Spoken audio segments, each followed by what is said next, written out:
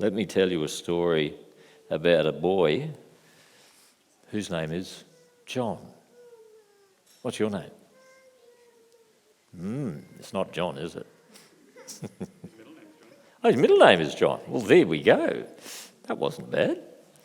I'm going to tell you a story about a John whose name was, that there says his last name was Conley. And this John was a plasterer. Do you know what a plasterer does? No, that's a good answer if you don't know. That's the best thing to say, isn't it, eh? He plasters things. That is, you see all these walls and this roof? Yeah, those things get put there and then they put plaster on it to make it look nice and neat so you can't see any of the seams as a rule. And if you can, there's a reason they're there. And that's what this John did, but it was a very tough time when he was living in Sydney, and so he had to move. And he moved from Sydney up to a place called Martinsville. Some of you other folks out there will know where that is, yeah? And, well, he was there. He still needed to do some work, and there was a lady by the name of Ellen who was building a house, and that's a modern picture of her house, and he helped plaster it inside to get it all ready for painting, which was really good. And he also helped plaster some buildings at a place called Avondale University. Yeah.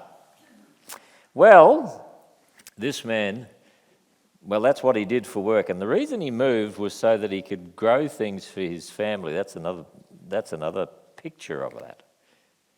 That's Sunnyside. That's where Ellen used to live. Now, John had a son after he'd been working there. And guess what he called his name? John.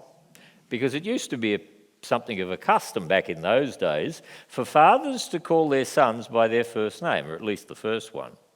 And you know, I lived in a place once where my head elder's name was Ken, his son's name was Ken, and his son's name was Ken. So there was old Kenny, and young Kenny's son. So this was at least old John and young John. And when he was born, not long after young John was born, Ellen and Sarah got on not their motor car, because they didn't have motor cars. They got on the buggy, and the horse was pulling the buggy, and they went out to this house, and that's where Conleys lived. That looks very old, doesn't it? Very, very old.